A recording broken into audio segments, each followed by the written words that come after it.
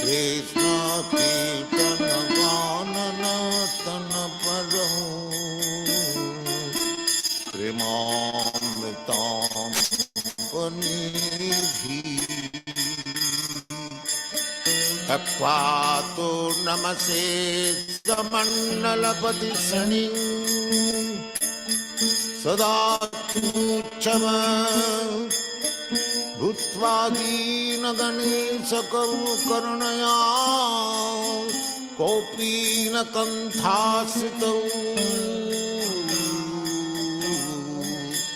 तत्वा तु नमसे समण्डलपति शनि सदा तुच्छम भूत्वा दीनगणेशकौ करुणया कोऽपि न कण्ठाश्रितौ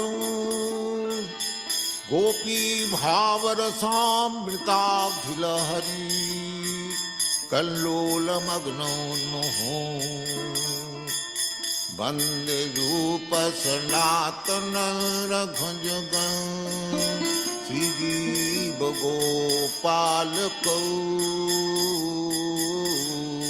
कृष्ण कीर्तन कानन तन परौ प्रेमामृतां वनिधि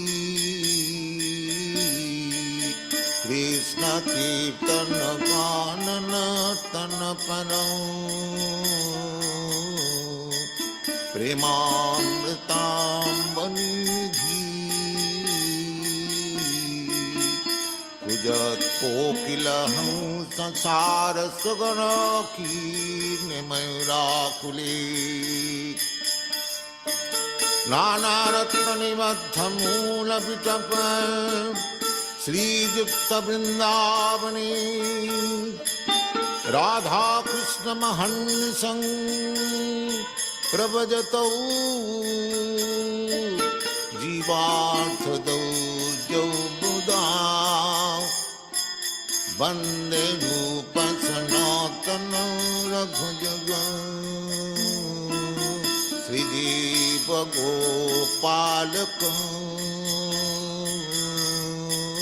कृष्ण कीर्तन गानन तन परौ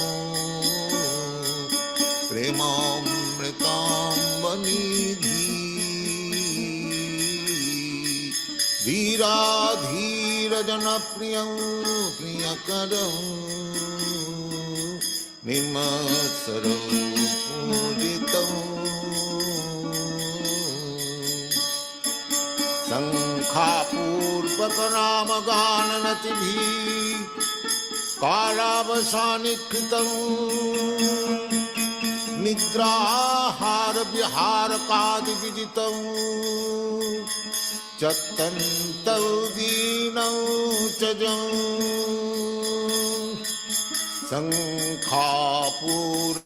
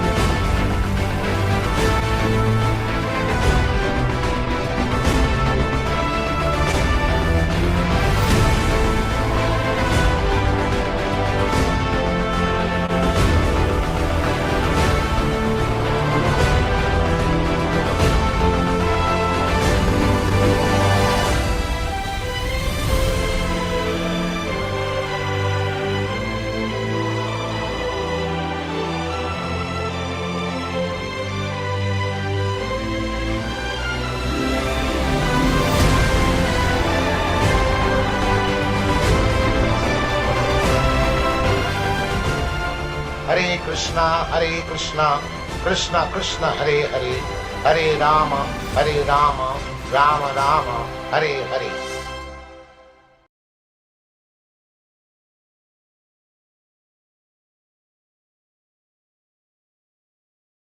to the afternoon session for you of the Bhagavad Gita as it is, reading and discussion here at the Prabhupada Disciples Association Hare Krishna Society YouTube page.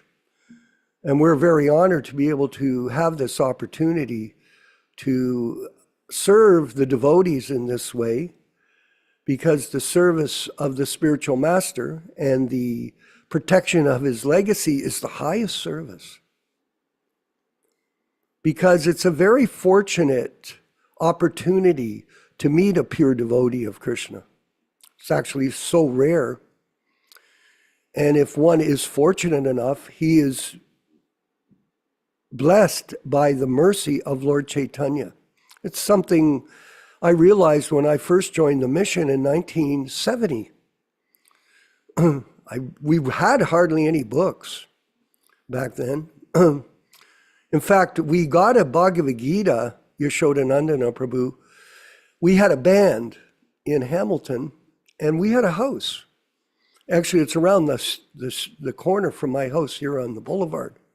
And we rented it, a few of us. And there were a lot of people coming around. We had it was a pop music house. We used to rehearse in the basement, and everybody came around. We had all kinds of, I don't want to sound like we were big shots or anything like that, but we had all kinds of fans. We did. And young people, and some of them stole a Bhagavad Gita out of the McMaster Library. It was actually Bihirsmati's two brothers, Aprakrita and Suklambar. And at any rate, they stole the Gita. They gave it to Uttama Shloka, Ron Marinelli. He started to read the blue. It was a little blue Gita. And he had a fascination. I think he was 18 years old at the time. He was making up all these charts: 3 modes of nature, reincarnation, transmigration. He was trying to tell us all, do this. He had been studying the other yogas by Paramahansa Yogananda. And then he got it. We found the Gita. And somehow or other, me and him were best friends back then. And he kept pushing me. And eventually, I had the house. He got me to move out of my house, and he got the devotees to move into my house that we were renting and start a temple. And I moved out into an apartment. I wanted to carry on and be a rock star, let's say. But Krishna had a different plan. And he dragged me into the mission of Srila Prabhupada. And that was a great blessing. I still don't know how I got in. I'm sure glad. I know my parents were really upset. My mother had actually died when I was 21. And then my dad was completely flipped out because he wanted me to finish the University of Guelph according to my mom's wishes. And, somehow or other, I got dragged into the mission of Lord Chaitanya, and he was very upset. Oh, you're not doing the right thing. Again, I'm not sure how it ended up, but I got dragged into this mission. And, in retrospect, it was a great blessing, because some people think, you join the Krishna movement, what are you going to get from this? Hey, Vijaya Pandit, what do you get from this? You don't get a salary. You don't work for money. You're looking, what are you going to get? You get transcendental knowledge. Let's think about it, Mother Ruchisha. I'm going to ask you a question. You don't have to give the answer. And the reason I like it when everybody is on this Zoom call, puts their video on. That's the proper etiquette, by the way. Not to say just a name, because then that's different. It's not a rule of mine, but it's a rule of Zoom meetings that it's preferred so when I see different people, their faces there, I do call them out. How many winters have you experienced, Mother Yashisha? Well, depending on how many years you've lived. Now you could break it down. Myself and Yashoda, I think he's had 74 winters. I've had 70 or 75. I've had 77 winters. Is that very many? 77 of anything is hardly anything. So time moves on very rapidly. That's the point. And we think we'll live forever, but that's an illusion. You won't. And some people would say, if you're going to take up Krishna consciousness, Prabhupada told us this: you just take one lifetime, Vijaya Pandit, and devote it all to Krishna. Don't worry about anything. Just serve the mission of Lord Chaitanya, and you will be rewarded beyond anything you could imagine. And that's a fact. We cannot understand the opportunity that we have, but do some people ignore it? Most people do. Almost 100% ignore it. 100%. It's almost impossible for someone to get serious. How do I know? I've been around thousands of people, brothers and sisters here. Thousands in my experience of life. And how many people are serious? Hardly anybody. They're not serious. They've got this excuse, this reason. They're captivated by the material mind. False ego first. That's the first thing. They think that they are Canadian. Look in America. I'm an American. I'm a Jew. I'm a Muslim. I'm rich. I'm poor. I'm this. And that is completely insanity. You're insane. We are not any of this, and we're only here for a few short years. Think about it. But you want to carry on, you have no discipline. Even in MMA, the fighting thing that they do. Khabib, he says, if you're interested in being a champion, you have to be 100% surrendered to this training. So in the same way, we have to be personally 100% committed to this training. Just like Srila Prabhupada was 100% committed to the mission of Bhaktisiddhanta Saraswati Goswami, His Divine Grace, and he expressed it specifically in the following letter that we're going to read from the diaries, the Prabhupada diaries. And I want you all to listen to this carefully and try to absorb it into your consciousness. How do you become Krishna conscious? The first thing is you need to associate with Krishna conscious devotees. Most blessed are those that had a chance to personally associate with Srila Prabhupada. Yeah, and then others, they can associate with him in his Vani incarnation, in his sound vibration, which is what we all enjoy, all of us here in this group. We enjoy constantly here. You have to constantly stay focused because Maya just creeps in every day, doesn't it? It just creeps in, and then you become complacent, confused, lost, mundane. I call it the mundane world of opinions. Everybody has an opinion. Oh, you're right, you're wrong, you're right, you're wrong. Okay.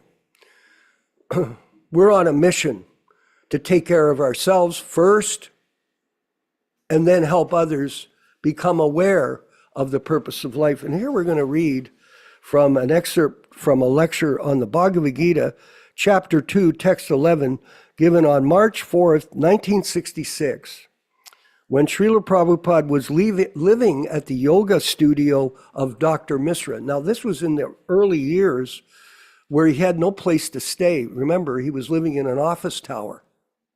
And he stayed in a room downstairs. He had no bathroom or kitchen. And he would go and stay with Dr. Misra up in his apartment. And Dr. Misra shared food with him. So Prabhupada, just like at Vrindavan, this is practical. Now here I am sitting in New York. New York, a very great the world's greatest city, such a magnificent city, but my heart is always hankering after that Vrindavan.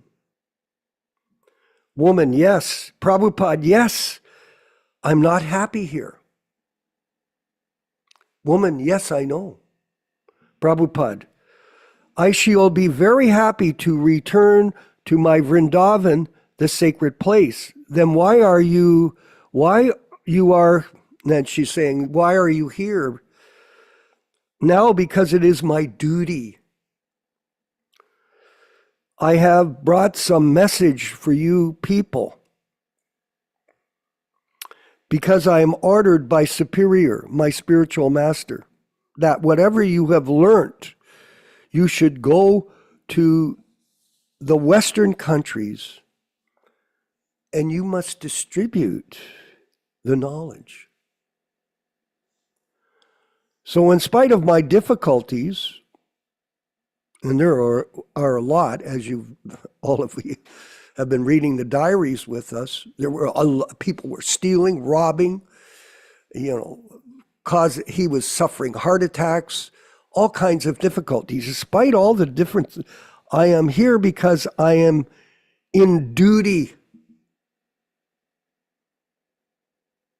I am in duty. You have a responsibility. If you become enlightened, you have a responsibility to share it with others. Don't be selfish. This is my personal convenience if I go and sit down at Vrindavan. I shall be comfortable there. He lived a very simple life there, you've seen. And I have no anxiety, nothing of the sort, you see. But I've taken all the risk in the old age because I am a duty bound. I was in Prabhupada's quarters at the Toronto Temple. He invited me into his room. And he asked me a very interesting question. He asked, how is the book distribution? Because we had bought this big building. And I was sitting there. I said, well, Prabhupada, we're selling less books, but there's difficulty in maintaining the temple because the expenses changed dramatically. We bought this magnificent edifice to serve Srila Prabhupada. He says, that's okay. We have to take difficulty for Krishna. So we always should accept austerity on behalf of Krishna. But I have taken all the risk in the old age because I am in duty bound. I am duty bound. So I have to execute my duty in spite of all my inconveniences. So try to see that in perspective for yourselves or for ourselves. We have to accept difficulty in all circumstances because that is the material world. People, disease, the material situation, financial struggle. That is the idea. So this is the whole thing, the whole basic principle of spiritual advancement of knowledge. One should first be convinced that he is not this body. Are you convinced? Are you convinced, Vijaya Pandit? I'm asking.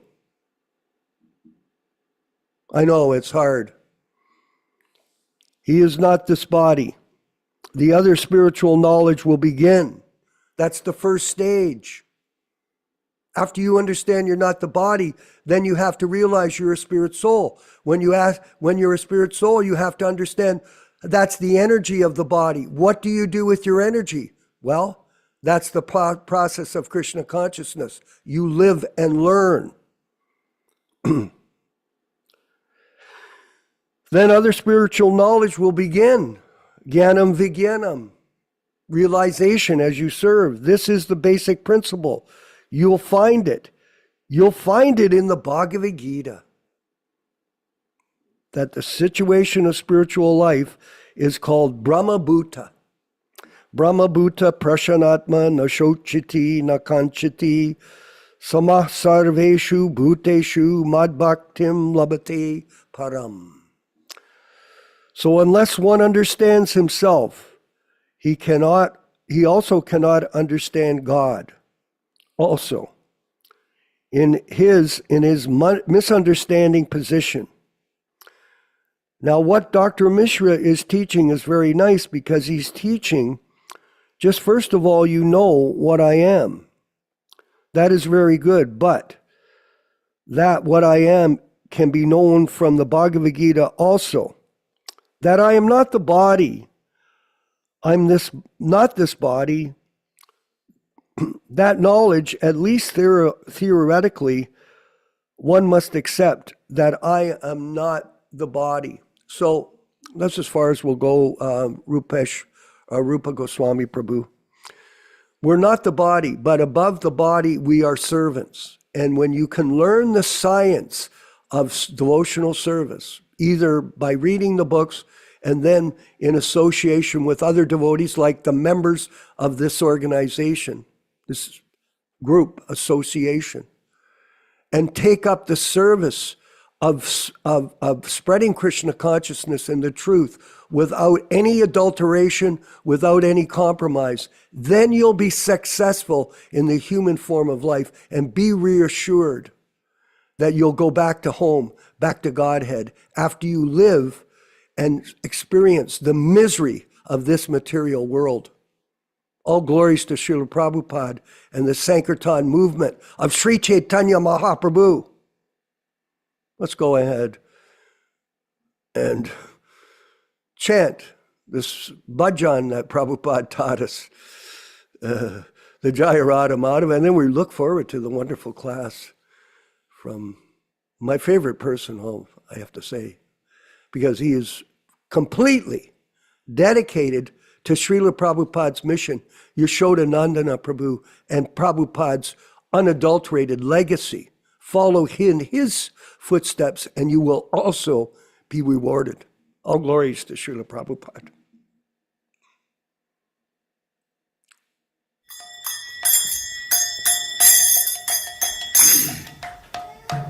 Singh.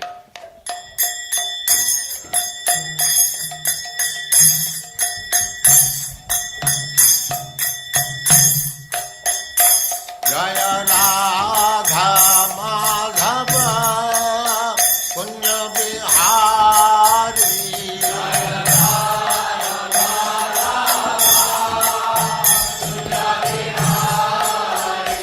Jaya Radha Madhava Punya Bihari.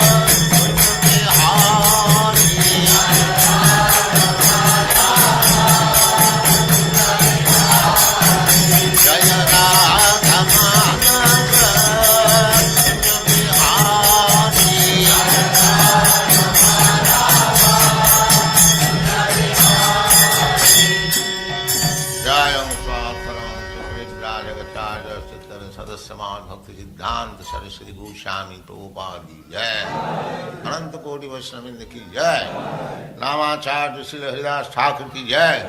प्रेम से कहो श्री कृष्ण चैतन्य प्रभु नित्यानंद से अद्वैत गदाधर शिवास आदि गौर भक्तवृंद की जय।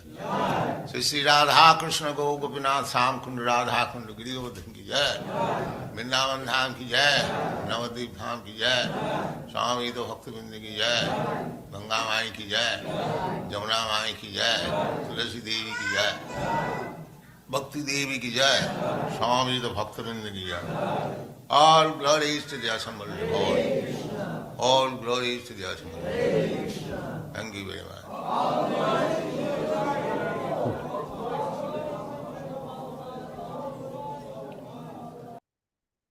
Om Namo Bhagavate Vasudevaya. Om Namo Bhagavate Vasudevaya. Om Namo Bhagavate Vasudevaya. O my Lord, Sri Krishna, the son of Vasudeva, the all-pervading personality of Godhead, I offer my respectful obeisances unto you. From Srimad Bhagavatam 1:1:1.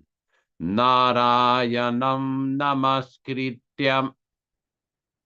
Narayanam namaskrityam. Naram cheva narottamam. Naram cheva narottamam. Devim Saraswatim Vyasam. Devim Saraswatim Vyasam Tato Jayam Mudirayet. Tato Jayam Mudirayet. One should utter the means of congress, Srimad Bhagavatam and Srimad Bhagavad Gita, after offering respectful obeisances, 1, to the personality of Godhead Narayana, 2, to the Narayana Rishi, who is the supermost human being, 3, to the Mother Saraswati, the goddess of learning, then 4, to Srila Vyasadeva, the author, from Srimad Bhagavatam 1:2-4. Welcome everyone to this reading and discussion on Srimad Bhagavad Gita. This reading is being conducted on the basis of the original 1972 non-edited, non-adulterated, and non-interpolated 1972 Macmillan edition of Bhagavad Gita, and all synonyms, translations, and purports are from His Divine Grace, A.C. Bhaktivedanta Swami Prabhupada, founder Acharya of the International Society for Krishna Consciousness, also known as the Krishna Consciousness Movement. As we do every week, we will be reciting a few selected Sanskrit verses from the introduction to the Bhagavad Gita, which were presented by Srila Prabhupada himself in 1966 when he started his lecturing in New York, USA. Om Ajnana Timirandasya Jnananjana Shalakaya Chakshuranmilitam Yena Tasmai Shigurave Namaha Sri Chaitanya Manobhishtam Stapitam Yena Bhutale Swayam Rupa Kadamahyam Dadati Svapadantikam Vandeham Shri Guru Shri Yuta Padakamalam Shri Gurun Vaishnavamscha Shri Rupam Sagrajatam Sahagunara Gunatan Anvitam Tam Sajivam Sadvaitam Savadutam Parijana Sahitam Krishna Chaitanya Devam Shri Radha Krishna Padan Sahagana Lalita Shri Vishakanvitamscha E Krishna Karuna Sindhu Dinabandho Jagatpati Gopesha Gopika Kanta Radha Kanta Namostuti Tapta Kanchana Ghurangi Radhe Vrindavaneshwari Vrishabhanu Sute Devi Pranamami Hari Priye Vanchakalpa Tarubhyascha Kripa Sindhubhya Evacha Patitanam Pavanibhyo Vaishnavibhyo Namo Namaham Sri Krishna Chaitanya Prabhu Nityananda Sri Advaita Gadadhara Sri Vasadi Gaur Bhakta Vrindam Hare Krishna Krishna Krishna Hare Hare Hare Rama Rama Rama Hare Hare. Today we will be reading from chapter 12 of Bhagavad Gita, text number 13 and 14, page 610 and 611 from the original Bhagavad Gita. Adveshta sarva bhutanam metra karuna evacha nirmamo nirahankara samadhukka sukakshami santushta satatam yogi yatatma dridhanishchayaha mayarpita mano buddhir yo madbhakta same priyaha. Adveshta, not envious, sarva bhutanam, for all living entities, maitra, friendly, karunaha, kindly, eva, certainly, cha, also, nirmamaha, with no sense of proprietorship, nirahankaraha, without false ego, sama, equally, dukkha, distress, sukha, happiness, kshami, forgiving, santushtaha, satisfied, satatam, satisfied, yogi, engaged in devotion, yatatma, endeavoring, dridhanishtayaha, with determination, mayi, upon me, arpita, engaged, manaha, mind, buddhi, intelligent, ya, one who, mat bhaktaha, my devotee, same priyaha, is dear to me. Translation by Srila Prabhupada.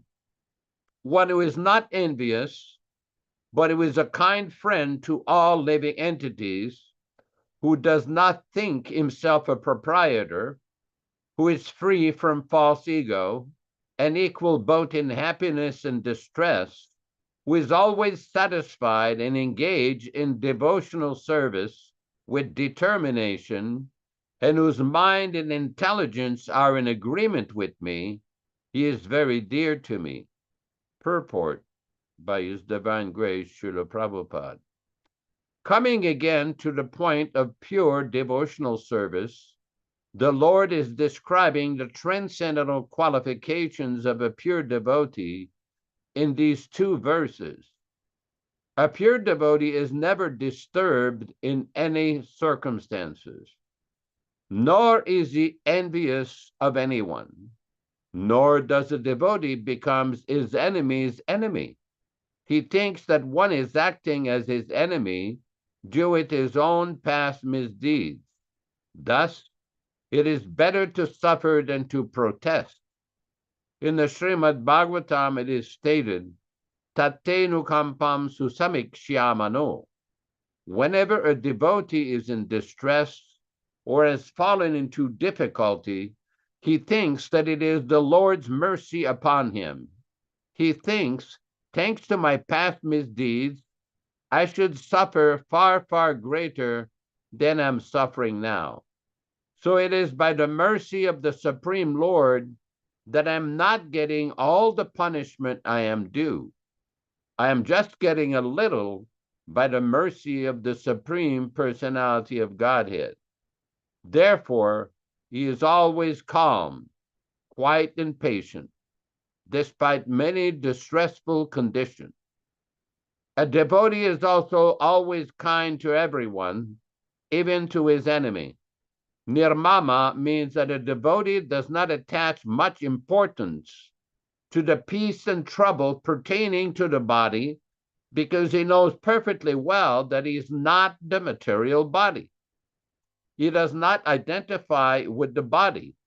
Therefore, he is freed from the conception of false ego and is equiposed both in happiness and distress.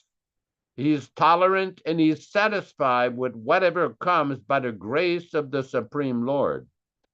He does not endeavor much to achieve something with great difficulty. Therefore, he is always joyful. He is a completely perfect mystic because he is fixed in the instructions received from the spiritual master. And because his senses are controlled, he is determined.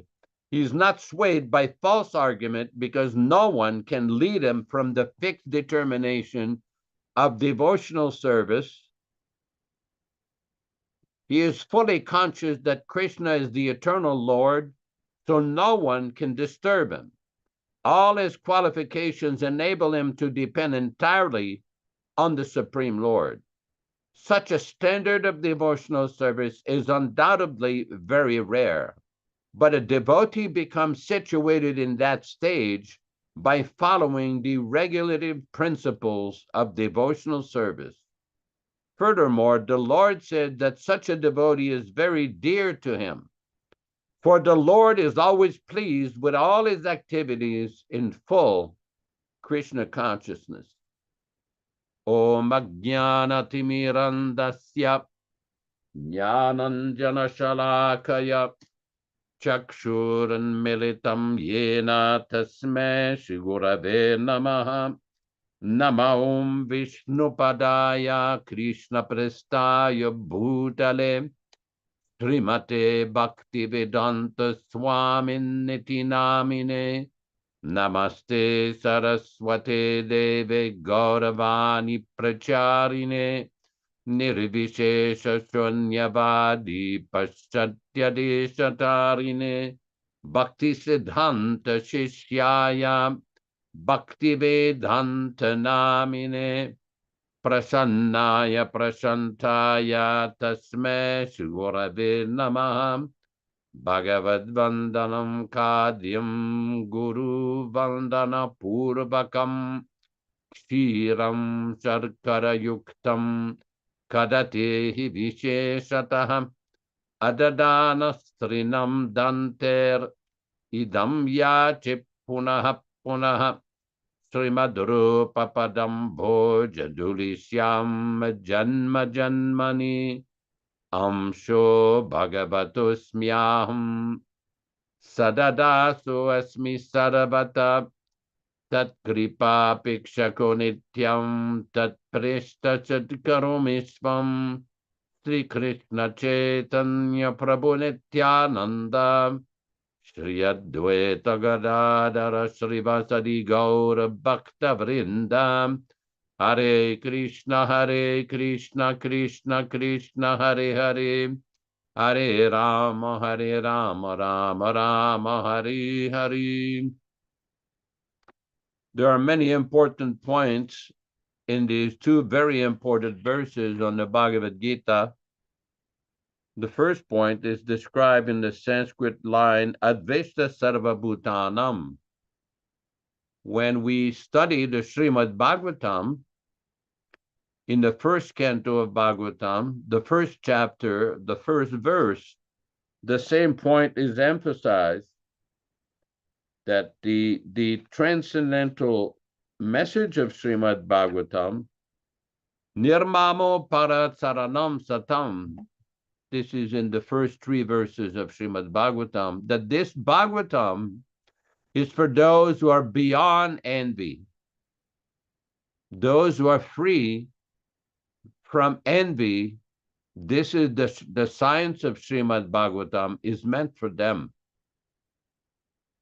Because envy means the conditioning of material life, resentfulness, envy, jealousy.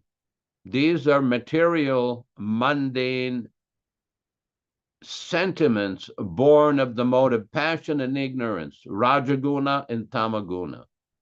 So Krishna is describing here, in order to become dear to him, first point here is to become free from envy. Because if one becomes free from envy, then he can be really friendly to all living entities. Now, we all know modern politicians are very fond of presenting themselves as being friendly to all the citizens, friendly to everyone, equal to everyone. But Prabhupada used to criticize this and say, well, you are friendly to the human beings, but then you're engaging in unnecessary killing the animals, sending them to the slaughterhouse. Don't they deserve the protection of the state? They're also born in the country. But because they're not enlightened by the knowledge given by a bona fide acharya, therefore, there's that discrimination.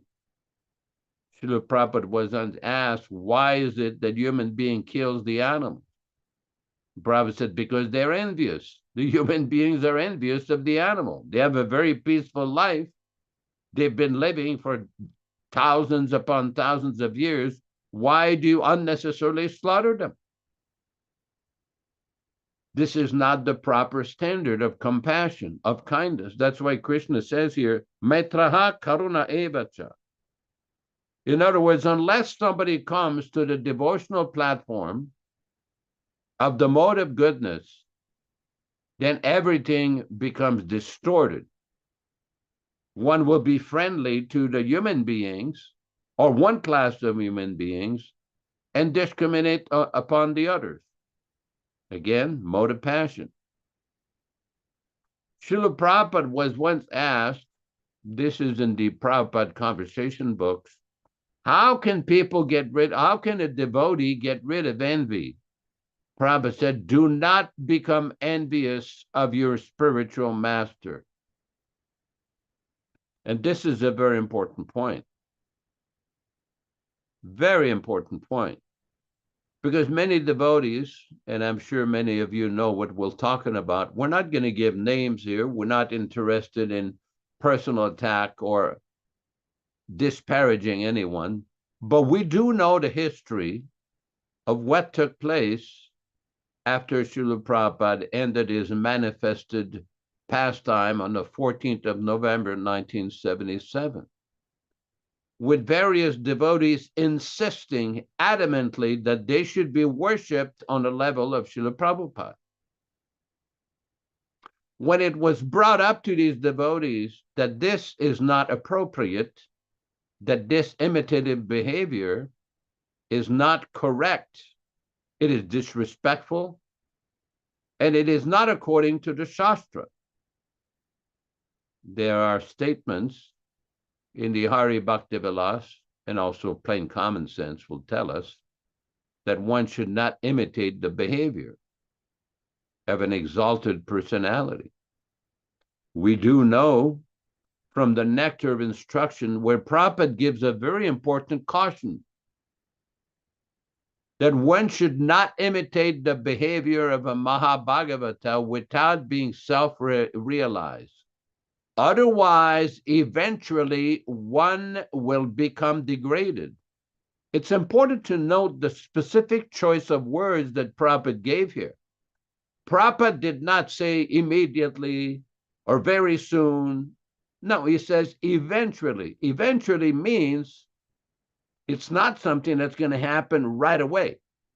It may take some time to fructify, but we've seen the result of impudent imitators of a pure devotee, impudent imitators of a great soul and great personality such as Srila Prabhupada, with people claiming, falsely claiming, that they had been appointed as his successors.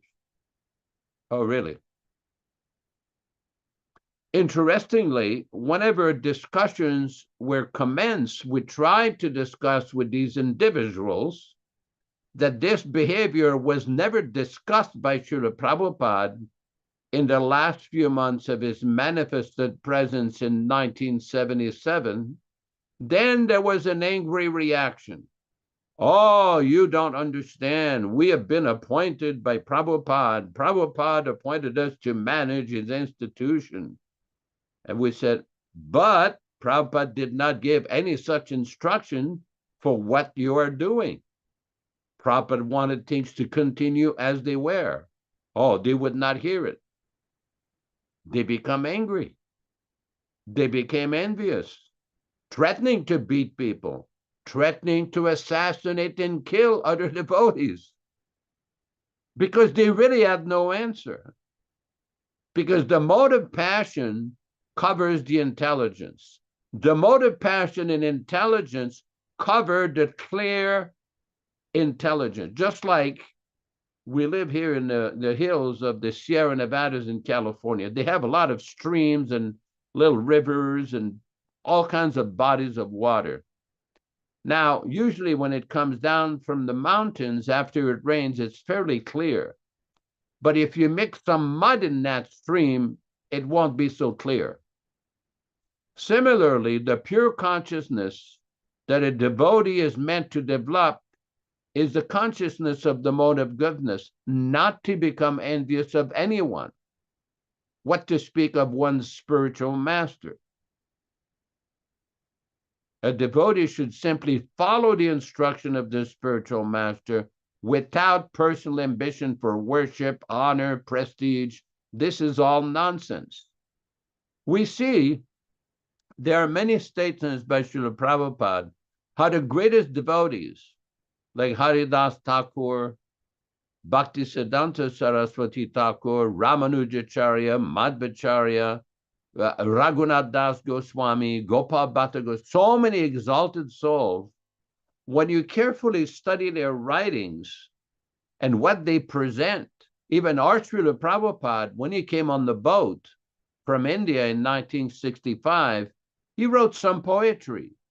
And you carefully, the devotional sentiment that he's expressing, he's not expressing any kind of false ego, any kind of arrogance. He's presenting himself as the most unqualified person. Although he's the most qualified, he's presenting himself as the most unqualified. There's a nice statement by Rupa Goswami Prabhu. He says, a Vaishnava is never matsara. He cut it off. Let me see here if we can put it back in the chat here. A Vaishnava is never matsaraha. Matsara means it is described by Sridhar Swami, matsarata parautkarsanam asahanam. The material world is such that if you even your own brother becomes prosperous, you will become envious. Oh, my brother has become so prosperous, I could not. This is natural here, jealousy, because the jealousy has begun from Krishna. Why Krishna shall be the enjoyer, I shall also enjoy. This jealousy has begun, therefore, the whole material life is full of jealousy. I am jealous of you, you are jealous of me. This is the business of material world. So here it is called vimatsaraha, no jealousy. How one can be jealousness unless he's a Krishna devotee? He must be jealous. This is the nature. Therefore, Srimad Bhagavatam says, Dharma prajita kaitava atra paramo nirmatsaranam satam vastavam vastuvedyam atra. Srimad Bhagavatam 1:1-2. Dharma, there are many religious systems. There is jealousy, so-called religious system, cutting the throat of the animals. Why? If you're so broad-minded that you see everywhere Narayana, why you are cutting the throat of the goats or the cows or other animals? You should be merciful to them also. But that mercifulness cannot be exhibited without being a devotee. Vimatsaraha, nirmatsaraha. So this is then the Krishna Katha mentions interesting parallels found in the Bible, Psalm 36.6. You care for people and animals alike, O Lord. So it's very important because in order to develop compassion, we cannot engage in calculated selectivity. That the human beings will deserve some special treatment, the animals will be sent to the slaughterhouse. Similarly, in the devotional society, one cannot invent some manufactured interpretations of Prabhupada's teachings to favor one's position. That is nonsense. And we have seen this. We're still seeing this. People who think, oh, I was with Prabhupada, I had so many letters from Prabhupada, I had so many morning walks with Prabhupada, I knew Prabhupada, I know better than you regular rank and file devotees. That kind of arrogance no longer works because we've practically seen that many people, although they got some special mercy from Prabhupada, that is very nice. And everyone should be mindful and appreciative of that. We are. But if this becomes a source of false pride to lord it over devotees, become falsely arrogant, and invent and manufacture interpretations that were not taught by Srila Prabhupada, then that is a big danger. Some of you may be familiar. There was one Acharya in the Ramanuja Sampradaya, the Sri Vaishnava Sampradaya, the Vedanta Deshika. He wrote a book called Mayavada Shatadushani, 108 Faults of the Mayavada Philosophy. It's a very detailed, very scholarly book in Sanskrit that was like created a lot of controversy in South India at the time. He was after Ramanuja. Because what it is that he took the philosophy of the Mayavadis and cut it to pieces in 108 ways with very sharp arguments.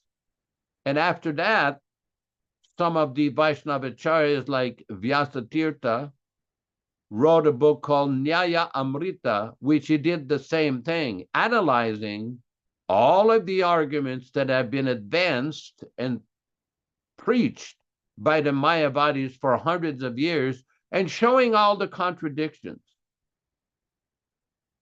Because what happened if one becomes envious of Krishna, then one becomes envious also of the devotees of Krishna. So one has to curb that tendency by proper spiritual practice. That is why we have days like Ekadasi. That is why we have days like Janmashtami, Gaur Purnima, Naram Navami, Narasimha Chaturdasi. These days are very special for Vaishnavas to engage in restraining the senses, not eating grains and beans in those days.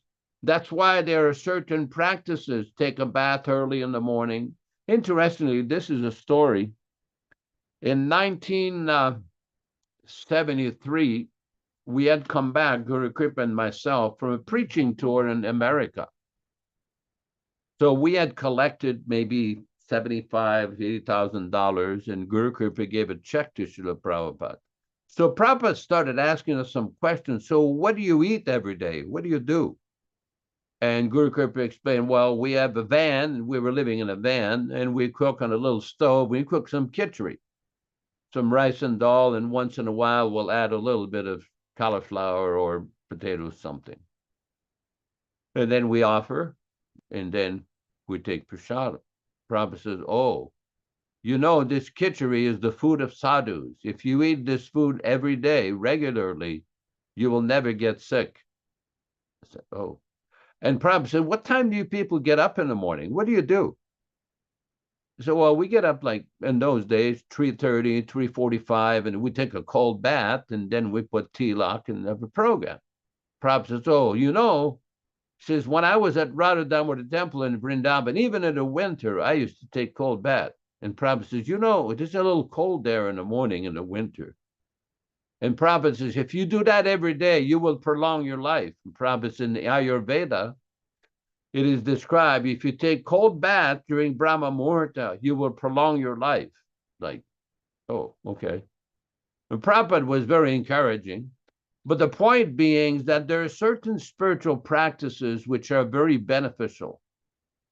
When I was in Calcutta in 1971, I used to visit a Gujarati gentleman, one Mr. Patel.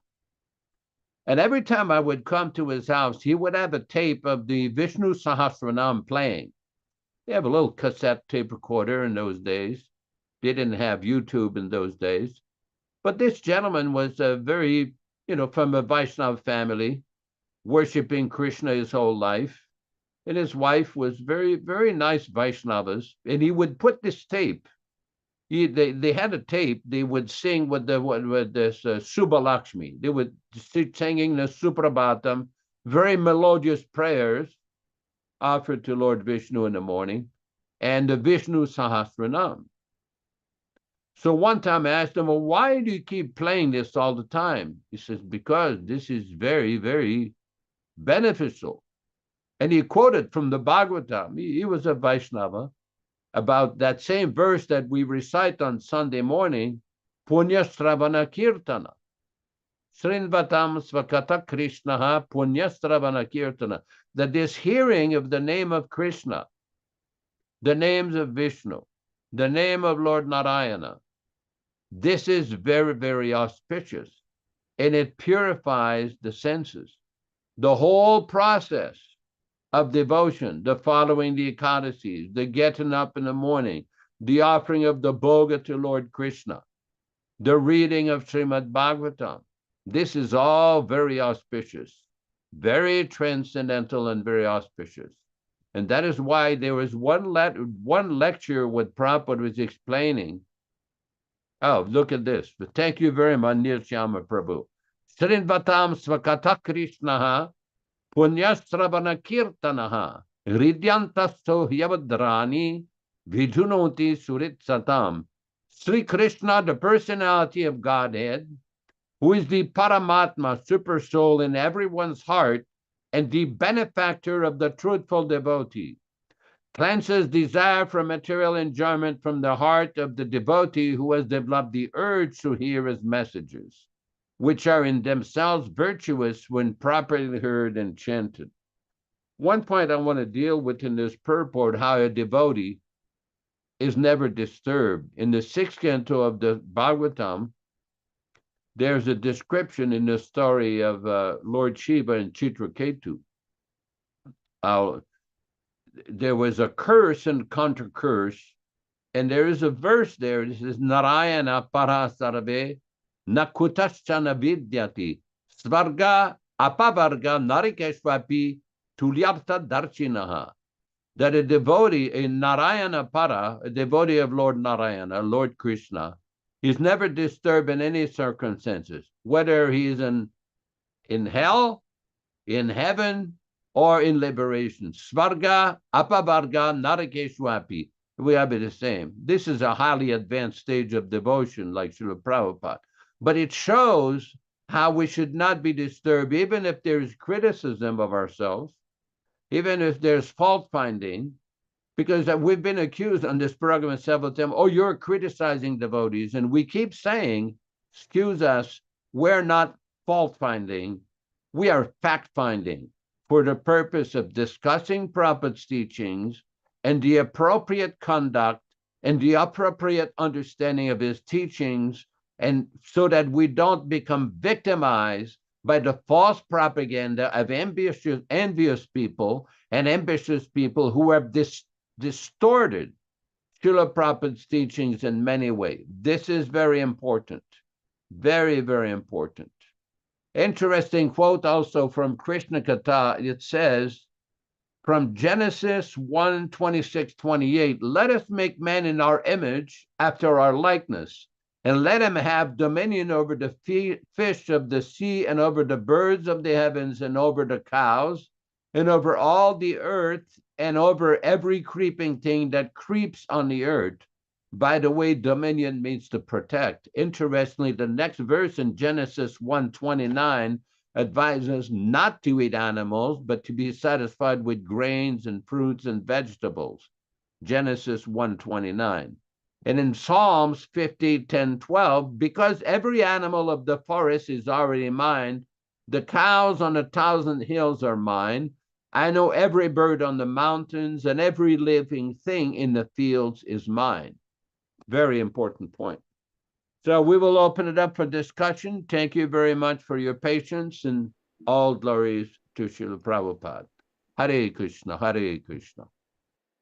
All glories to Srila Prabhupada. Thank you very much for a very in-depth explanation of our philosophy in these readings and discussions. And I wanted to mention briefly, Prabhus, that if someone just hears one class or reads one purport of Srila Prabhupada's, then he can understand the mystery of life, because it is confusing why we're born, what is our purpose, where are we going, what will happen at the time of death. And you can see today, we read that section from the diaries, and then we read this purport from the Bhagavad Gita. And within the pages of these books, the mystery of life is revealed to a confused person. So this is a great opportunity for those that are serious to simply hear from the bona fide spiritual master. It's called Vani incarnation. And this is whatever the spiritual master speaks, Prabhupada explained, is Shastra. It's not just words. Everything he speaks. That's why when you go and listen to Prabhupada's lectures, his morning walks, or you listen to an actual class that he gives, it's so enlightening.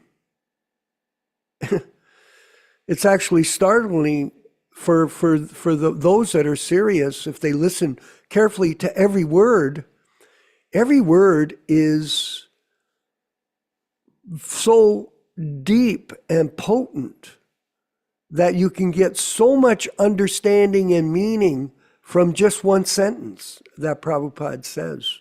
Like Prabhupada says in a recent lecture I was listening to, he goes, Krishna knows everything.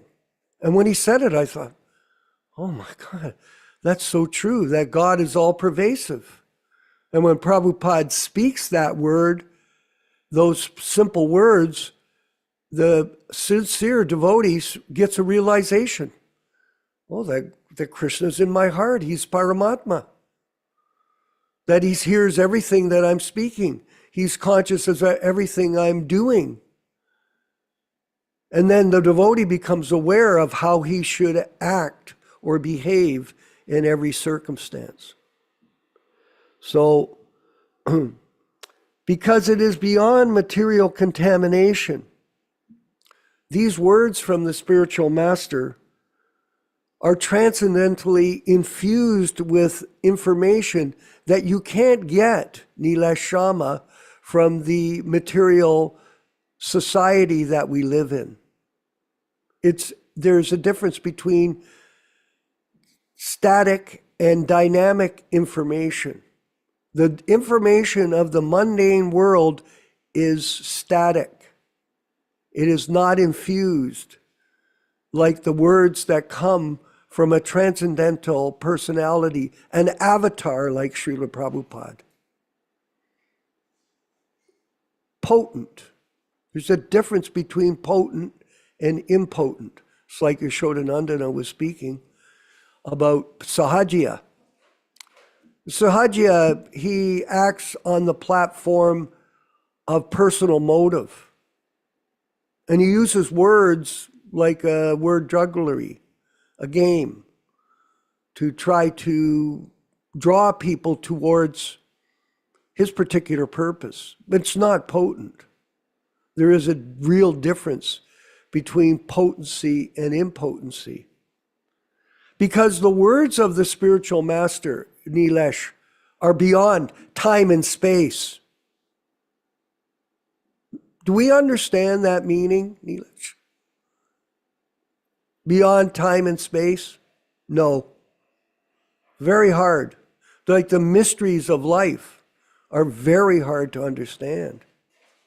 When you're in the mode of ignorance, and you're in the mode of passion, you don't understand beyond time and space. You understand day after day struggle for life.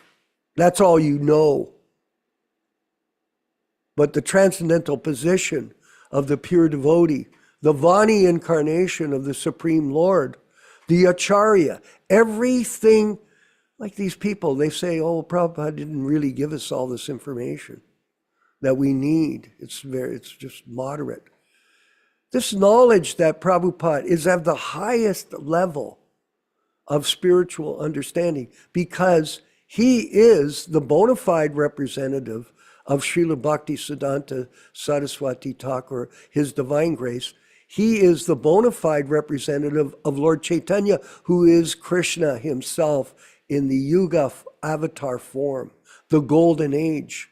And we are in a golden time. Spiritual enlightenment, everyone, is a great gift. It is, and you have to be able to recognize it when you get it. If you don't, you're a fool. And a lot of people are foolish. Unfortunately, it is the way of the world that people are lost. That we all know.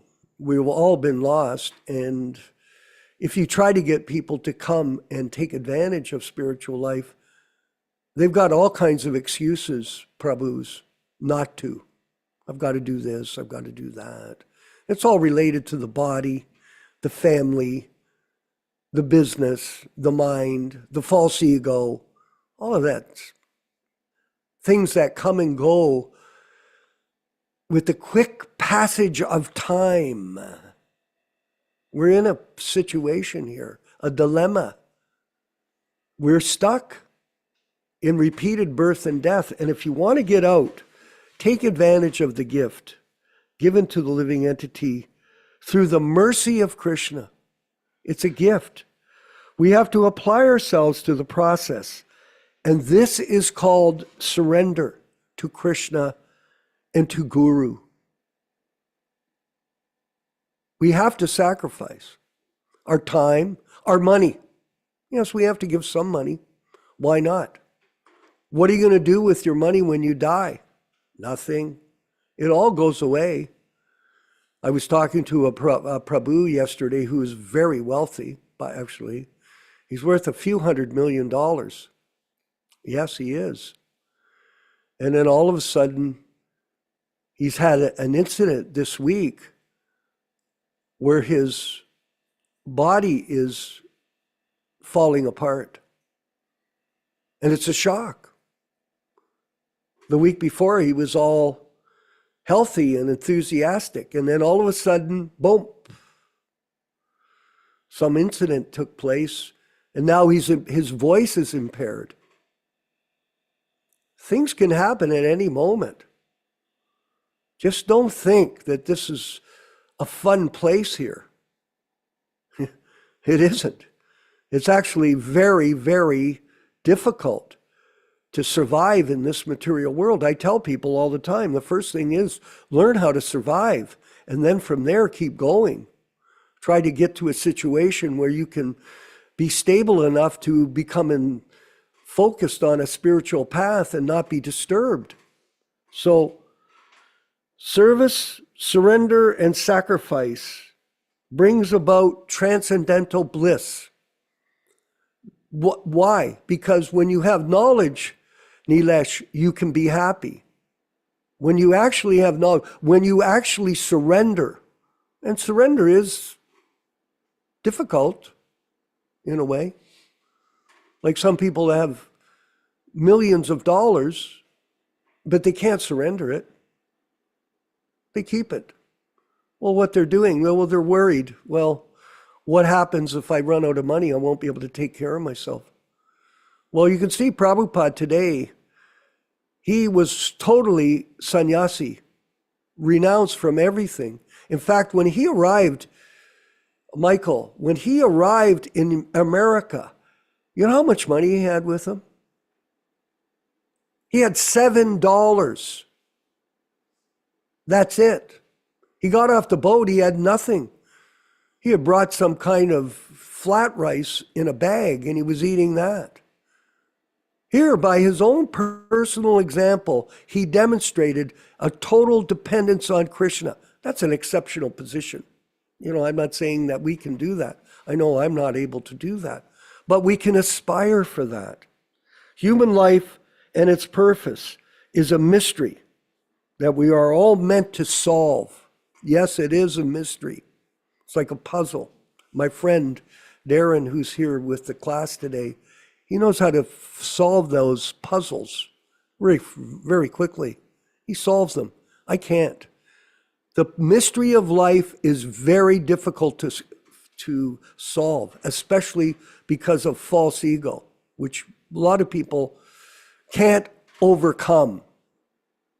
They can't. It's not in their capacity in this lifetime to overcome false ego. So they carry on my body, my mind, my money, my intelligence, all that kind of mundane perspective on life. But surrender means you accept Krishna as the Supreme Lord, the spiritual master as your guide, and you are his humble servant of the servant of the servant. That's it. That is the mystery. Yashodanandana Prabhu, if you could continue. Very interesting discussion, especially on this point of Prabhupada having no money. There's a conversation that took place on February 19th, 1974 in Bombay, a morning walk conversation, February 19th, 1974, where Prabhupada discusses this Bhagavad Gita verse. And in one place here, Prabhupada is discussing, let me just find this exactly here. No, I think I have the wrong date here. It's a conversation where Prabhupada was discussing about when he came, he had no money, and he requested the captain of the boat, Captain Pandya, to basically buy a set of books because he didn't have enough money. And Prabhupada said that Captain Pandya gave him $20 for a set of books.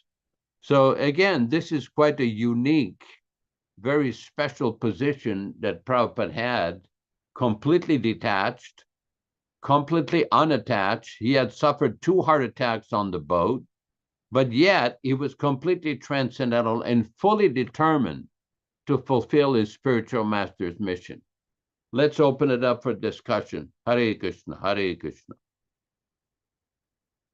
Well, Krishna consciousness is simple for the simple and difficult for the crooked, those people that want to remain independent. Yashodanandana, we have Darren here at the class, and he wanted to ask you a question in terms of Krishna consciousness. Darren, Bhakta Darren here at the ashram. Here. Hey guys. Okay, over here. Sure. There, thank you. Okay, yeah, so question for you, right? Like how do you, I know, and this is given the nature of your conversation and all you guys here, respect to everybody. I'm really coming from a real world perspective, right? So how do you find your soul's purpose? How do you even begin on that journey? What was the question again? How do you find the soul's purpose? Darren's asking. Well, first of all, thank you for asking that question. First of all, the point is to first understand that we're not the body. In Sanskrit, there's this very simple phrase, Aham Brahmasmi. I am a spiritual being. We are not American, Canadian, Mongolian, Polish, Indian. We're not Hindus, Christians. All of these, they're called upadis. Upadis means designation. That's the first point. That's why in the Vedas it's recommended tadvinyanartam sargume abhigachat. You must approach a guru in order to understand the meaning of life, the purpose of life, and how to fulfill the mission of your form of life. One has to hear and submit to a bona fide guru. That is how to fulfill the purpose of life and the goal of life.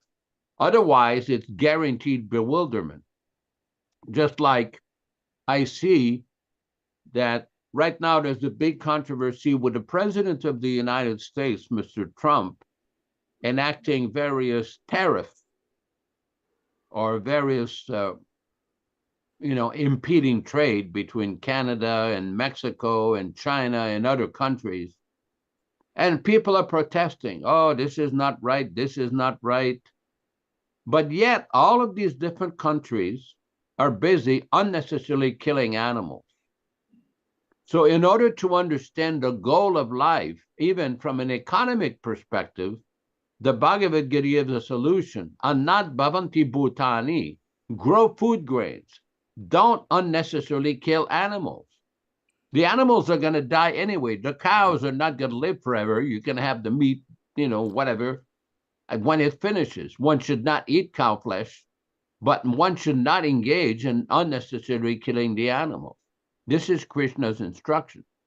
Now, in order to fulfill the goal of life and understand the goal of life, one has to submissively hear from a bona fide acharya, a professor. Just like if you go to Toronto University or York University, there are some learned professors, experienced teachers that can teach on so many subjects like medicine, law, accounting, engineering.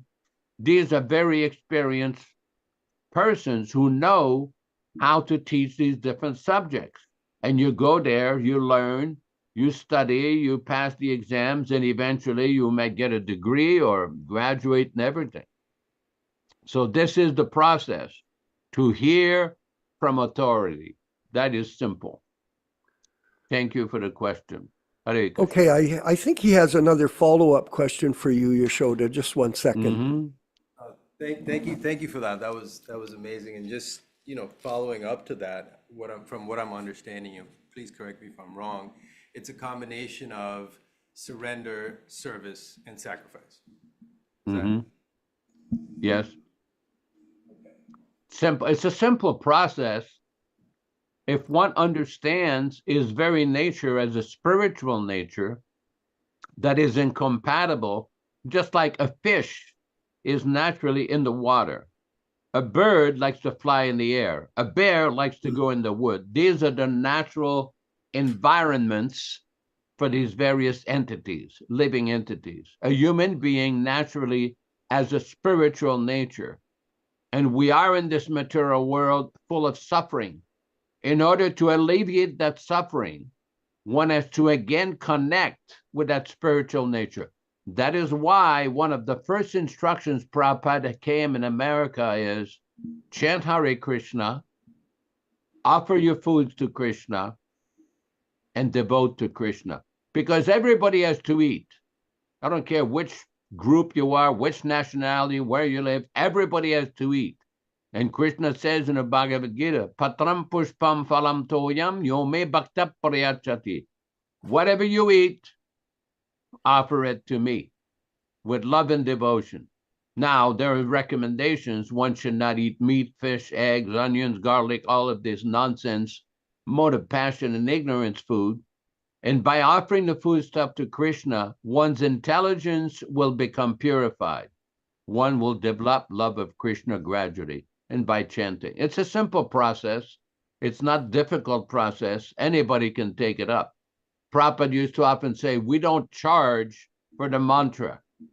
Unless some other yogis during the 60s and 70s, they were charging money for mantra. One of such people charged some money to a person who became a devotee. And when Prabhupada said, what mantra was he teaching you? He says, Om Namo Bhagavate Vasudevaya. I said, well, that's the first mantra in the Bhagavatam. We give it for free. Hare Krishna. Well, thank you very much. And thank you for the question, Darren. Maybe Neela Sharma has a question for you, Yashoda, please. Hare Krishna. I wanted to talk to that devotee also, who just went away, who asked that question. You know, is that Yeah. it's interesting. It's interesting that we need to understand that the whole basis of everything is Anandamayo Bhyasat. Whatever we do, either in the material world or what we are trying to do here on the spiritual level, we are trying to become happy. That's the underlying cause. Of course, you know, this is the underlying cause. So if you go outside anywhere, everybody is doing something thinking that that activity will make me happy. Now, what we have to do is we have to apply a little bit of intelligence here. It says, okay, if I give you $1, will it make you happy if you have no money? Yes, of course, it'll make you happy. But then I give you $100. So now you realize that the amount of happiness which I can get from $1 and amount of happiness which I can get from $100 are two levels or different levels of happiness, isn't it? So obviously you're going to go for the $100 until your intelligence is exposed to $1,000, and that way it keeps going on. So that is why when we read Srila Prabhupada's books, Srila Prabhupada mentions us all the time.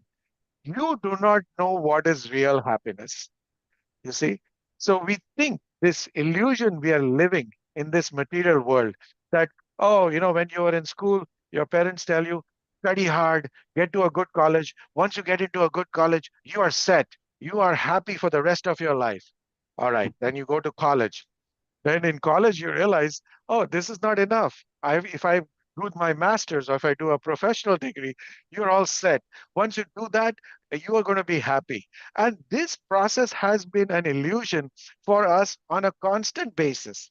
So as Yashodanandan Prabhu said, that until and unless you don't stumble into a spiritual master who tells you where the real eternal happiness is, that is why I would beg you to please look up the difference between happiness and bliss. Sat Chit Ananda. When we talk about Ananda, we are talking about bliss. So what is the definition of bliss? What is the definition of happiness? Look it up at any of your AI platforms also, and you will see it. And this discussion which we are doing over here is we are after that bliss, the never-ending, ever-increasing happiness. And that is, my friend, is on a different realm. And to get to that realm is what Yashodanand Prabhu is explaining. But I have a few questions too now. So first of all, to Vishwakarma Prabhu, you said that as Kanishta Adhikaris or as sadhakas, we need to associate with senior disciples. We need to associate with disciples who had physically associated with Srila Prabhupada. My question to you is, should I associate it with Radhanath Swami? Should I associate with what you call all the other Swamis who are there in ISKCON, who also were physically associated with Srila Prabhupada? And if we don't want to associate with them and we have to associate with other people, what is the distinction and what caused that distinction? That is question number one. So if you want to answer that, Let that's me answer fine. that first. Yes. This I didn't actually say it like that. I wasn't specifying that you had to associate with people that had the personal association. We are fortunate that a few of us had that association, and like you showed it, if you noticed his explanation when he came back from South India, he had a chance to sit with Prabhupada, and Prabhupada asked him after they gave him his money. Actually, it was in America that Prabhupada asked him, well, what do you eat every day? And they explained that, and then they explained about the cold shower, and then Prabhupada explained to them that this would also be a benefit for your health like that. So this type of information that we're getting passed from Srila Prabhupada through our godbrother is very valuable, because you know that Yashoda is not interested in personal ambition. How do you discriminate, Prabhu, between Radhanath and Yashodanandana or other devotees? Well, by how they speak. You can judge a person by how he speaks. And so this representation of Prabhupada's teachings without adulteration is in the lips of people who are pure devotees of Prabhupada. And you have to be discriminate. That's up to your intelligence to know the difference, like between a person that's interested in Dakshin, for example. Like I believe in the ISKCON group, that there's a fee for initiation. I think it's $5,000. So they pay a lot of money to get knowledge. So that's a difference. There is a real difference, and you can discriminate. I always hope that people will see the difference. It's self-evident to many of us here in our group. We had an example, Prabhu, of a Prakrita Prabhu from Montreal. Now, I've known a Prakrita for 50 years. I was in Montreal when he joined the temple, and I was the vice president at the time. And, he had a whole life of devotional service. I know Richisha Devidasi, who's on the call today, is aware of how he conducted himself. And all I can say is that when he was coming to our classes, he would regularly send me private messages and thank us over and over and over again for our constant focus on the words of the spiritual master as our direction and the repetition of them without any change. So be intelligent. You decide. It's your intelligence that will be able to discriminate.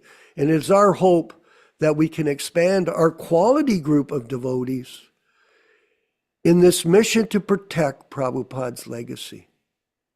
That's what this is about. Yashodanandana Prabhu, if you could further.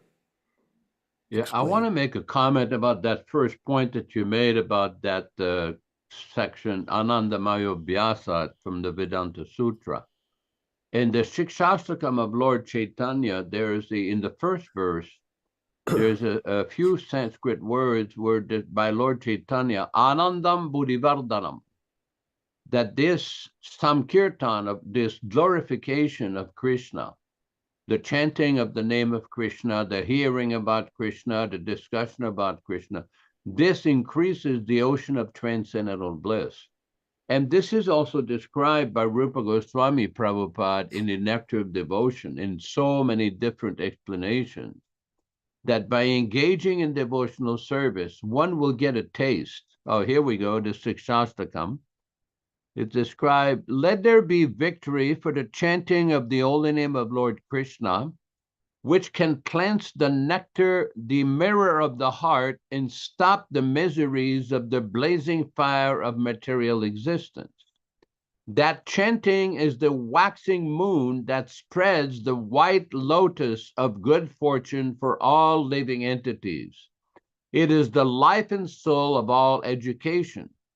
The chanting of the holy name of Krishna expands the blissful ocean of transcendental life. It gives a cooling effect to everyone that enables one to taste full nectar at every step. I don't know from which part of Chaitanya Charitamrita, from Antya Lila 2012. Now, this is very important because we've often explained that the entire writings of the six Goswamis, according to Srila Prabhupada, is the real purport of the Shikshastakam, the 8 essential verses taught by Chaitanya Mahaprabhu. Very, very important point. Because one will definitely, if one practices the chanting and gradually follows the principles, offers the food stuff for Krishna, one will feel transcendental bliss. It is natural. Prabhupada used to explain that it's just like if a man is hungry and he has a full meal, no one needs to give him a certificate. He will feel that he's satisfied. So in the same way, by the chanting, we will feel transcendental bliss and actual satisfaction. Very important point. Hare Krishna. Yes, that's the fact. And we hope that all of you who are participating in these programs, and Nilesh, you, I know that you're a educated man, very educated and successful, and it's commendable that since you've got on the train, I say that some people hop on the train, some people hop off the train. Everybody has their individual free will and discrimination to decide. Many people have dropped off the train, but that speaks for themselves, because we know when you're off the train, you're on your own. That's what you are. And you're on your own car, you're driving wherever you want to do. You're in your own independent free will world of illusion. And this opportunity is a grand opportunity, and we hope that all of you will share this information and we can increase our subscriber list online for people to come to the class. And we also want, I'm going to get you to speak for a minute in a Neela Shama. I just wanted to mention, we do have different projects. We are looking for people for research and development of our different projects. So if you're interested in research on different philosophical points, you can get in touch with us. We have different projects that we're running. We're trying to increase our online presence, which is the way to preach in this modern society. It's much different than the way it was in 1974 when we go on Yonge Street all day and chant. Here we can reach millions of people in 1 minute.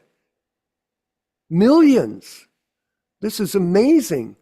The opportunity, it's a great opportunity for us to dovetail the internet in Krishna's service. And we need help for that. We need all kinds of facility. I talked to Rupa Goswami. We're planning to launch a 24-hour channel of Krishna conscious activity, which will also include these classes and other programs. We're channeling a new system of programs, the complete science of self-realization, the guide to understanding the purpose of human life from our particular group. And we're working with our intelligence to somehow, or with a group, all of us, to implement these programs and see some success. If we can just get one person to get serious, it's a great success. I know your hand's up. He's got one more question for Yashoda Nandana, and then we'll move to the end of the program. Neela Sharma in Miami, Florida. Go ahead, please. Hare Krishna. So yes, this kind of marries into the second part of the question where Yashodanand Prabhu so nicely quoted from Chaitanya Charitamrita Madhya Leela, chapter 9, verse 270, where specifically Lord Shiva praised him and told Parvati that the devotee of the Lord Narayana is never afraid of accepting any position, provided there is a chance to serve the Supreme Personality of Godhead. So the difference is there are two devotees or two disciples of Srila Prabhupada. One is traveling in first class, one is traveling in business class, one is traveling in private jets. Uh-huh. And we see Yashodanand Prabhu, who does his class sometimes from his car, and the lining of the car is already sagging, so you know what kind of a condition he is in. But what is the difference between these two? What is the difference between the so-called disciple of Srila Prabhupada who's traveling in business class and private jets and charging $5,000 per initiation, while Yashodanand Prabhu will not do that? The idea is both are going after happiness. There's no doubt about it. One is seeking happiness from the material comforts, while the other is seeking happiness from following Srila Prabhupada's actual diktats or the words, because what we are talking about, Shreyas and Preyas, short-term happiness and long-term happiness. Somebody has opted for a short-term happiness, while Yashodanand Prabhu has opted for a long-term happiness. This is the distinction. What appears as nectar first will turn into poison, and what appears as poison first will turn into nectar later. So we got to think about long-term happiness, and this is where even in our own personal lives, in the mundane life, we realize that our parents are always after a long-term happiness. That is why when we are in a mood to play, they say, no, stop it, do your homework, do your this, do your that. And of course, we hate our parents at that particular time. But that is the reason why we are looking at long-term happiness, what we call as Shreyas, you see. So similarly, in this particular field, we are looking at it. And that is why as devotees, as disciples, as Srila Prabhupada's disciples, our focus has to change. Remember, whenever we get into anything, we first thing we ask for ourselves is, what is in it for me? What do I get out of it? So Prabhupada lures the carrot, dangles the carrot in front of us, saying, you will go to the eternal world where you will never die, you will never have any disease, you will never have any old age, and you will never take birth again.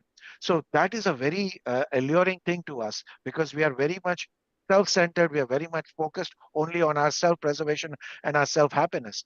But then as we serve Prabhupada and as we serve the mission, we realize that there is a second level and a third level of happiness, which is what we talk about bhava bhakti and prema bhakti.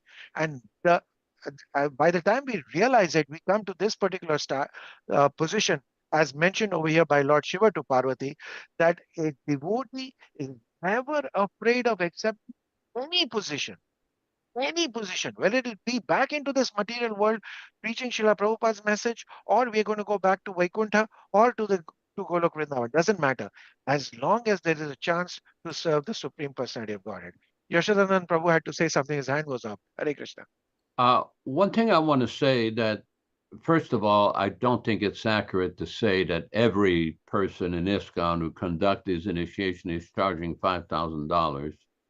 I mean, I know that Vishwakarma and myself and other devotees, I've heard different reports from different devotees within the institution of people charging various amounts. I just want to specify that so people do not accuse us of finding fault with them.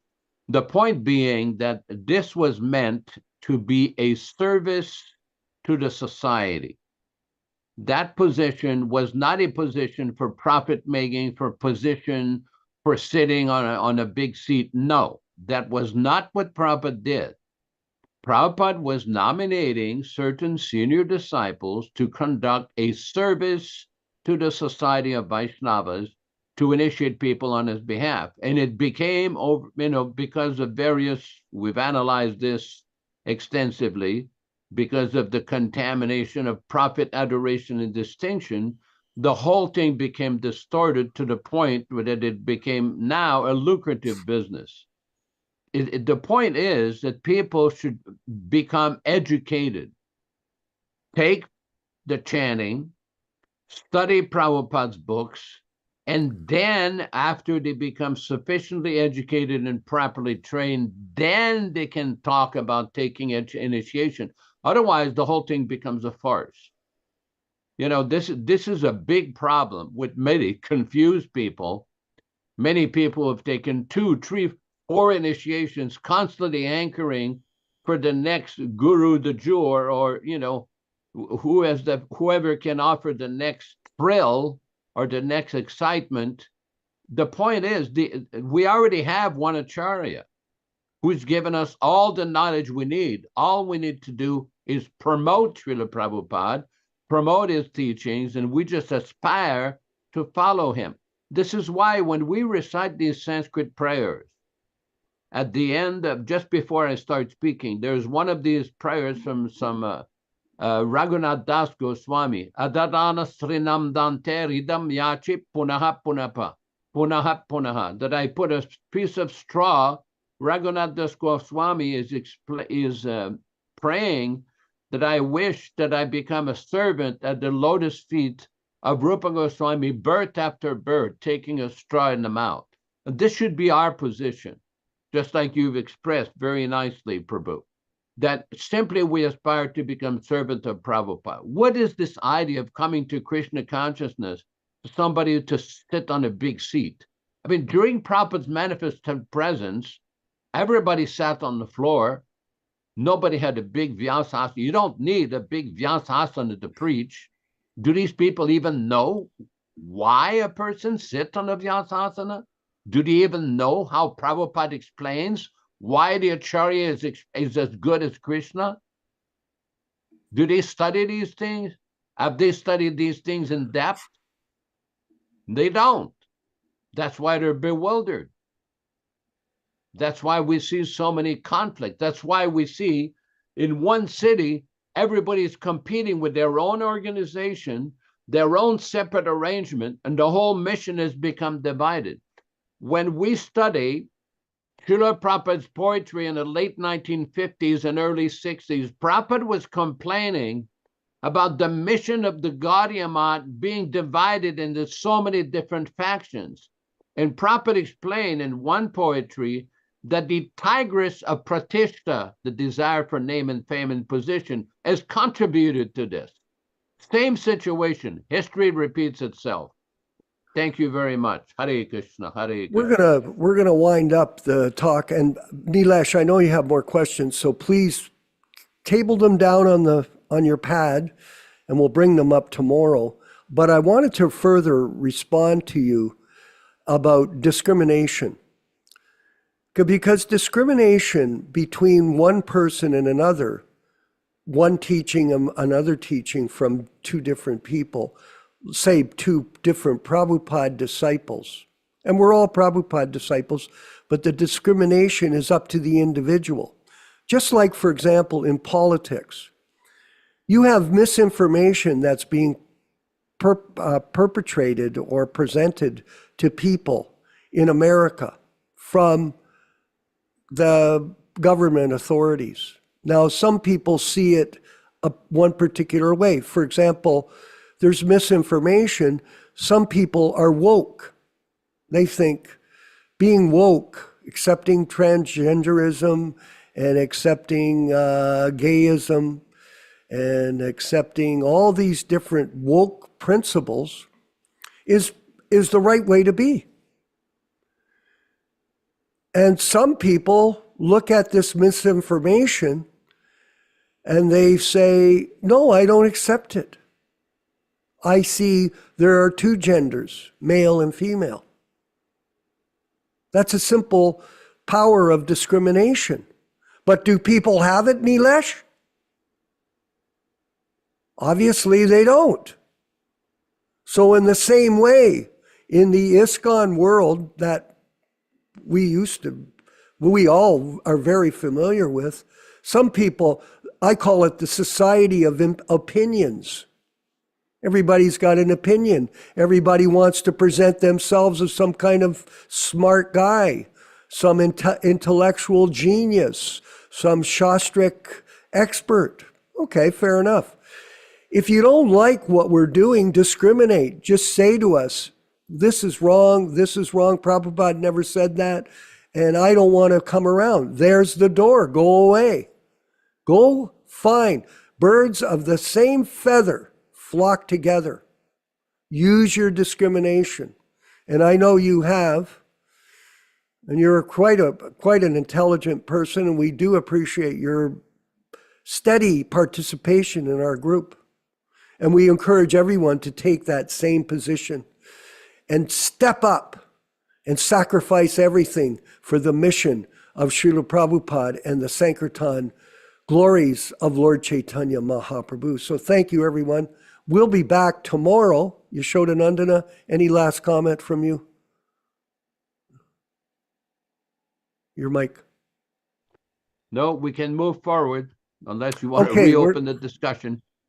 Tomorrow, Nilesh Shama, we hope to see you tomorrow. Write it down.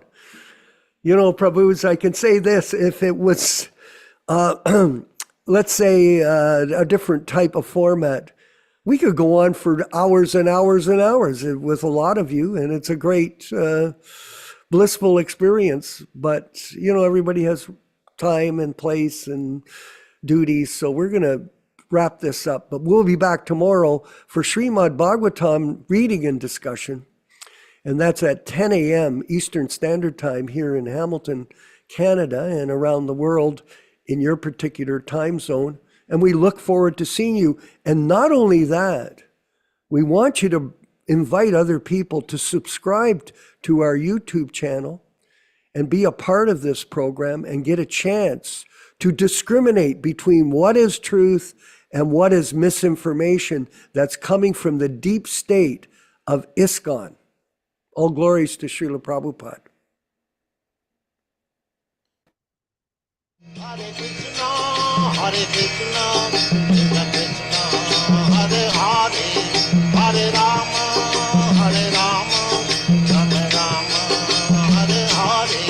Hare Krishna, Hare Krishna, Krishna Krishna, Hare Hare, Hare Rama, Hare Rama, Rama Rama, Hare Hare.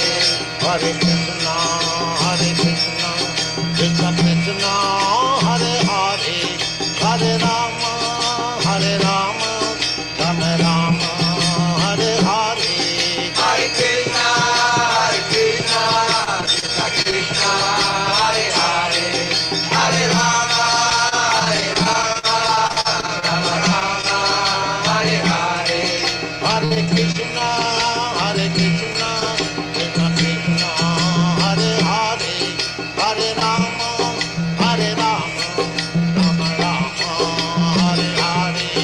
Hare Krishna, Hare Krishna, Krishna Krishna, Hare Hare, Hare Rama, Hare Rama, Rama Rama, Hare Hare. Hare Krishna, Hare Krishna, Krishna Krishna, Hare Hare, Hare Rama, Hare Rama, Rama Rama, Hare Hare. Hare Krishna, Hare Krishna, Krishna Krishna, Hare Hare, Hare Rama, Hare Rama, Rama Rama, Hare Hare. Hare Krishna, Hare Krishna, Krishna Krishna, Hare Hare, Hare Rama, Hare Rama, Rama Rama, Hare Hare. Hare Krishna, Hare Krishna, Krishna Krishna, Hare Hare, Hare Rama, Hare Rama, Rama Rama, Hare Hare. Hare Krishna, Hare Krishna, Krishna Krishna, Hare Hare, Hare Rama, Hare Rama, Rama Rama, Hare Hare. Hare Krishna, Hare Krishna, Krishna Krishna, Hare Hare, Hare Rama, Hare Rama, Rama Rama, Hare Hare. Hare Krishna, Hare Krishna, Krishna Krishna, Hare Hare, Hare Rama, Hare Rama, Rama Rama, Hare Hare. Hare Krishna, Hare Krishna, Krishna Krishna, Hare Hare, Hare Rama, Hare Rama, Rama Rama, Hare Hare. Panchakalpa tarubhyascha kripa sindubhya eva cha patitanam pavanibhyo vaishnavibhyo namo namaha. I offer my respectful obeisances unto all the Vaishnava devotees of the Lord who can fulfill the desires of everyone, just like desire trees, and who are full of compassion for the fallen souls.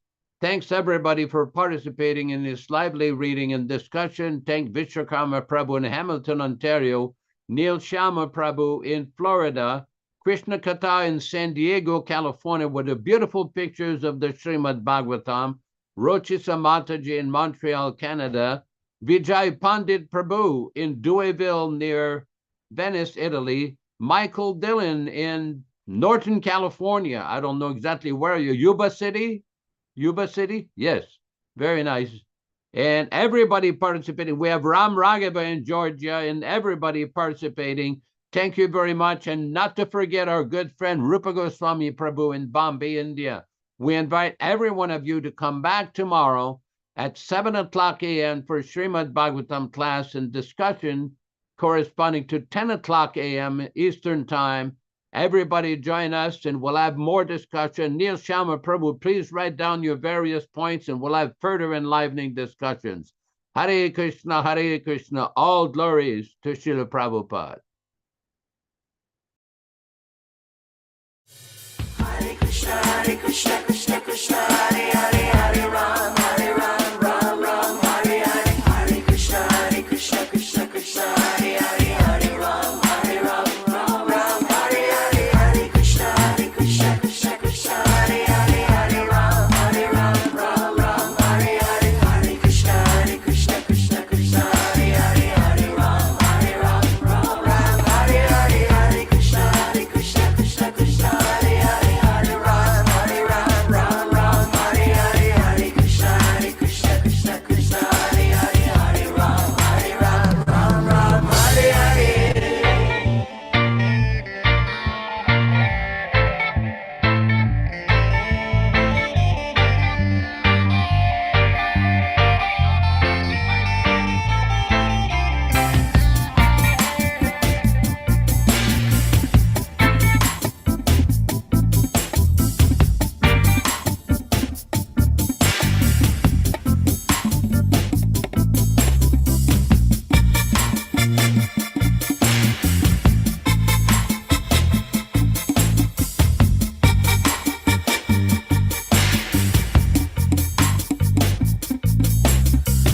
Hare Krishna,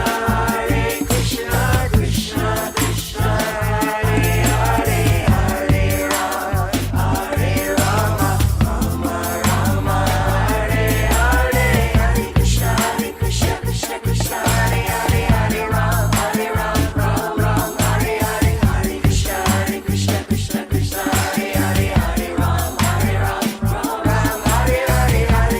Hare Krishna, Krishna Hare Hare, Hare Ram, Ram Hare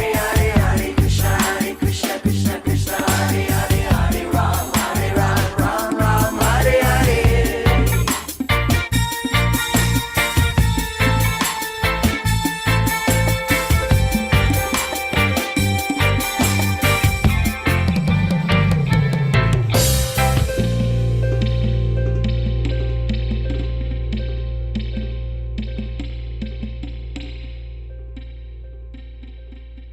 Hare Krishna, Krishna Krishna, Hare Hare, Hare Rama,